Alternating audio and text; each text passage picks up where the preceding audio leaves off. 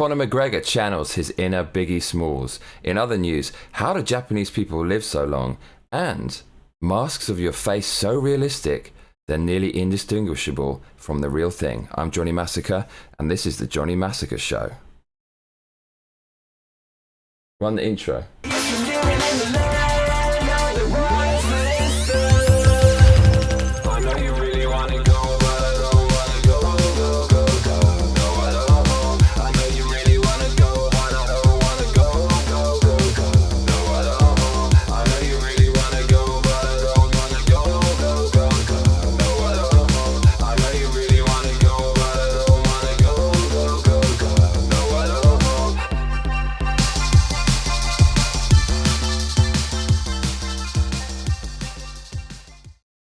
How's it going, people?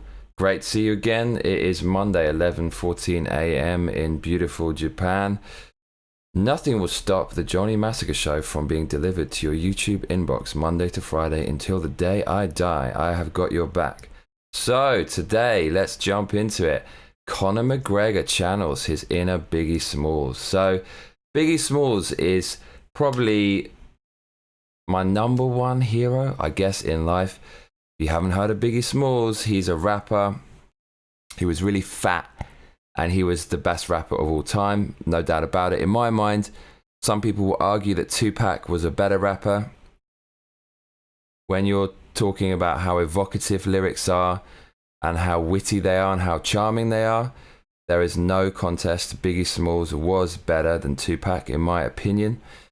And being one of my heroes, it's always nice to see when two heroes get mixed together. So Conor McGregor also is one of my heroes, the UFC fighter, even though he lost recently.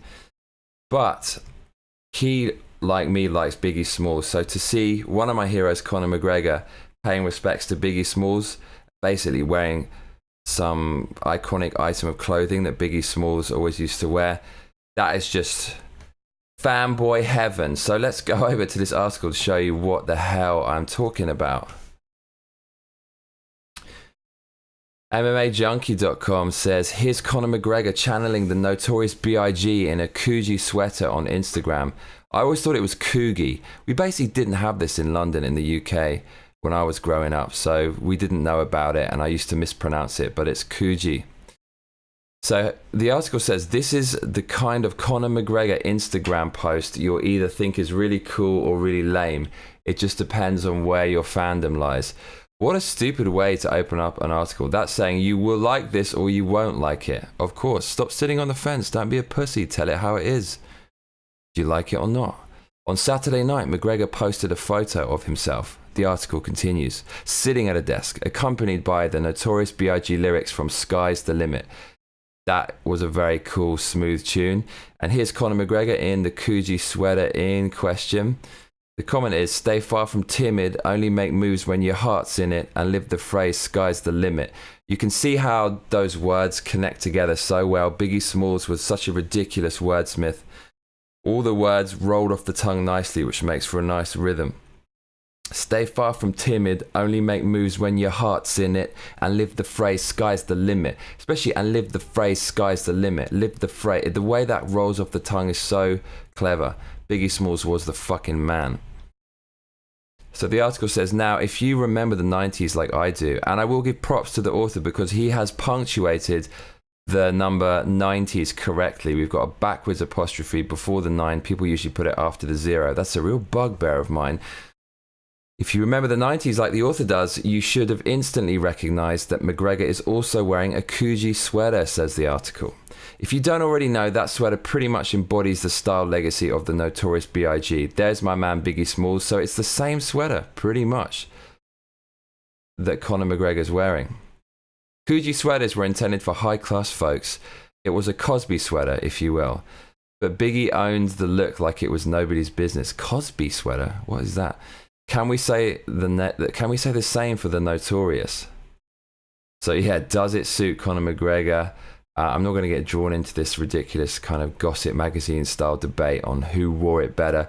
The point is, you've got two absolute badasses. I can see why Conor McGregor looks up to Biggie Smalls. Biggie Smalls' lyrics stated that he didn't take shit from anyone and he was a total boss, and I think Conor McGregor is exactly that. So yeah, I wanted to start the show today by combining two of my heroes who I absolutely love. Biggie Smalls is my number one hero, as I said. Conor McGregor is up there, but I want to see what Conor does for the rest of his career before he gets tattoo status. So how do Japanese people live so long? On to part 2 of the show today. So I found something online. It's a Japanese word. I'm going to teach you some Japanese about the secret to longevity. Because as you probably know, in Japan, we have the highest life expectancy in the world. So if you want to live a long time, this might be of interest to you. So this article, unfortunately, it's on CNN, but let's just do it anyways. They can't make completely bad articles all of the time.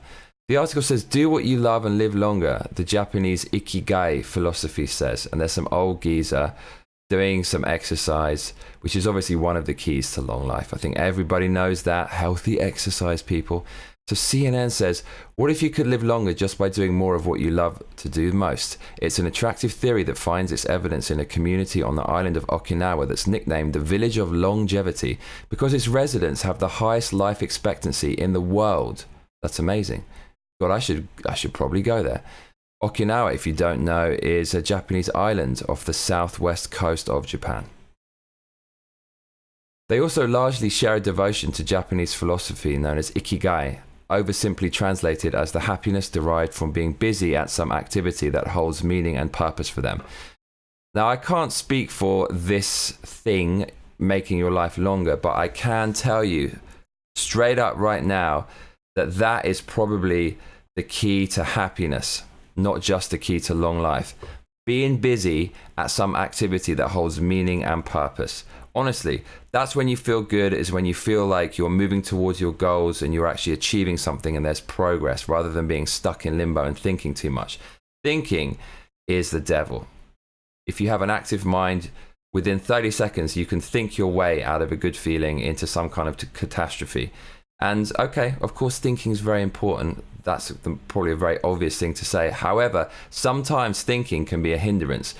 We are measured on our actions, and I think our actions really betray what we feel. Sometimes we don't actually know what we think, or we haven't decided.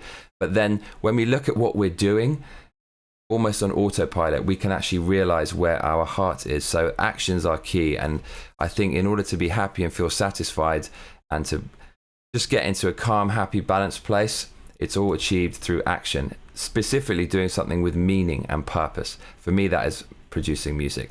The article continues, Ogimi, the friendly village of 3,000 of the world's longest living people, is known for its slow pace, ocean views, community gatherings, personal vegetable gardens, and residents who smile, laugh, and joke incessantly.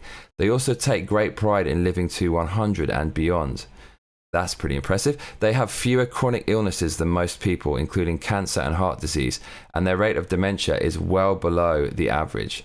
The question then is how. Books have been written to explain the phenomenon, including Dan Bretner's best-selling The Blue Zones, Lessons for Living Longer from the People Who've Lived the Longest, and volumes just on Ikigai, such as Hector Garcia and Francesc Miralles' compact Ikigai, the Japanese secret to a long and happy life. Okay, this has actually kind of got me interested. There is an island pretty close to where I'm staying that's inaccessible to most Westerners that has the longest living people in the world. I should definitely go and check this out. The answer is probably a combination of factors that include the usual suspects, says the article: diet, movement, exercise, and having friends and community. What these blue zone areas of longevity and happiness around the world have in common are residents who curate a simple life with few possessions, plenty of time outdoors, staying active with friends, getting enough sleep, and eating lightly and healthily. That kind of all makes sense to me. That sounds pretty sensible. Plenty of time outdoors. Yeah, you don't want to become a hermit. That's going to fuck you up. Staying active with friends. I think that's key. One of my friends was telling me about the key to happiness, and there's some documentary where a guy, I don't know, some Harvard professor or something, has calculated how much money you need to be happy. And he says you only need about $1,300 a month to be happy, amazingly. And he said anything after that does not increase your happiness. So I think the guy also says if you have a lot of good interpersonal relationships, it will prolong your life. And that kind of tallies with this article, which says staying active with friends will do exactly that. What the long-lived Japanese add to this list, says the article, is ikigai, a concept that is at times used synonymously with purpose, passion, meaning, mission, vocation, and drive. If you brew all those notions together and distill its contents, you get ikigai. So I guess I'm all about ikigai. I'm full of purpose, passion, meaning, mission, vocation, and drive. But sometimes it can be a struggle. If you have a goal that's quite difficult to get, then you would have to argue that perhaps having these qualities can lead you into a dark place, because you're never satisfied. You're always chasing perfection, and you're chasing something that's very difficult to attain. May I suggest goals that are reasonable, people, and attainable? That might just help a little bit. Finding your ikigai, the article says. Ikigai has been drawn in books and articles as the center of a Venn diagram in which your answers to these questions all overlap. What do you love? What are you good at? What can you be paid for? What does the world need? When you find the answer that fits all 4 questions, that's your ikigai. Another way of defining your own ikigai is to simply ask yourself, why do you get up in the morning, or what motivates you? So, what is your own ikigai? Please answers in the comments below. Tell me, what gets you out of bed in the morning? What motivates you? What is your ikigai? So yeah, in Okinawa, a Japanese island, people live longer than anywhere else, and apparently it's all about the Japanese philosophy of ikigai. Although, to be honest, it doesn't surprise me that in Tokyo we don't have the longest living people, because if ikigai is true, then Tokyo people don't have any ikigai. They don't have a passion or a purpose. They all work for these big faceless companies, and their dreams are gone by the time they're late teens. Finally, for today, masks of your face so realistic they're nearly indistinguishable from the real thing. This is some more Japanese stuff. This is Japanese technology. Face masks that look fucking real. It's kind of creepy. Take a look at this. Here you are. This is a mask of this guy's face. And look how real that looks. This article on Japan Today says, realistic masks made in Japan find demand from tech and car companies.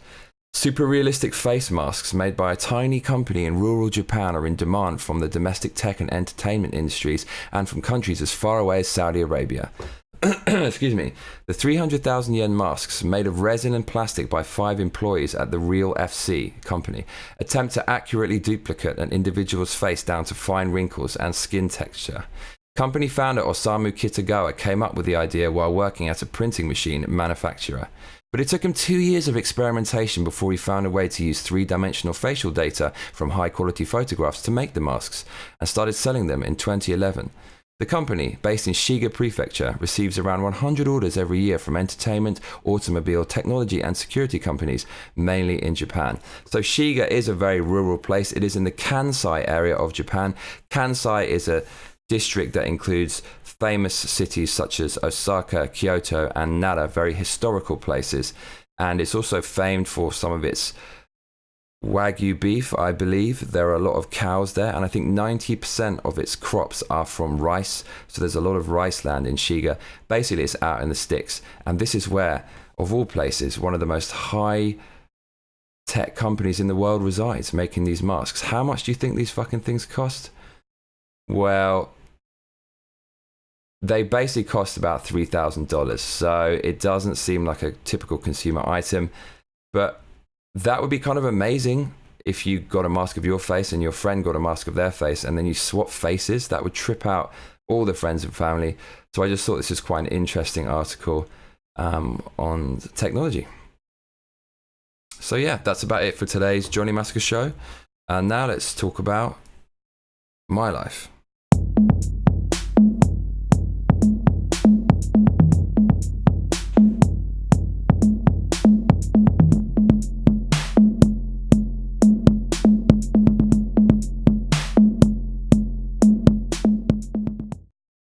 So I called it last week. I told you that I was going to go see a movie with my girlfriend. I didn't get in my claim for what the movie should be, so she kind of inadvertently hijacked it and said, oh, let's go and see Bohemian Rhapsody, at which point I realized I had made a mistake, and I should have told her that I just wanted to see the Marvel Venom movie. So I begrudgingly went along to watch Bohemian Rhapsody, the documentary, musical kind of thing. Not a documentary, it's a musical, a biopic. And I also saw Venom, so we saw both movies, and I called it. I said I might have actually enjoyed Bohemian Rhapsody because my expectations were so low, and I really, really enjoyed it. I thought it was an awesome film. I recommend you all see it. I can't believe I'm saying this, but I don't really like Queen. Their music's pretty cheesy for the most part, but Bohemian Rhapsody is definitely top 5 songs ever made in any genre that I've heard, at least, and it's definitely worth seeing. It got mixed reviews, and I obviously knew why as soon as I saw the movie, because I know a little bit about Brian May. One of my friends knows him, and Brian May is very particular about how he wants to be portrayed, of course, and so he must have had a hand in the creative control of this biopic, and therefore the band members are portrayed as all angels, especially Brian May, the guitarist. He never puts a foot wrong, he never gets angry, even in the most high pressure situations, so you kind of feel that the biopic wasn't really that true. It's kind of made to paint Queen as these saints, but I wanted to see a little bit of a darker side, although that's a minor thing. If you're not a massive Queen historian, I think you're going to like this film, so that was decent. I also saw the Venom movie. You can see my Venom review. Go check it out on my channel. I actually quite enjoyed that. I thought it was a terrible movie, but the actual portrayal of Eddie Brock and Venom was very, very good. Tom Hardy played Eddie Brock, and his performance was amazing. So that's about it for Monday's Johnny Massacre Show. You will get 4 more this week. Aren't I generous? If you enjoyed the video, please like and also subscribe if you're new here. I shall be seeing you tomorrow.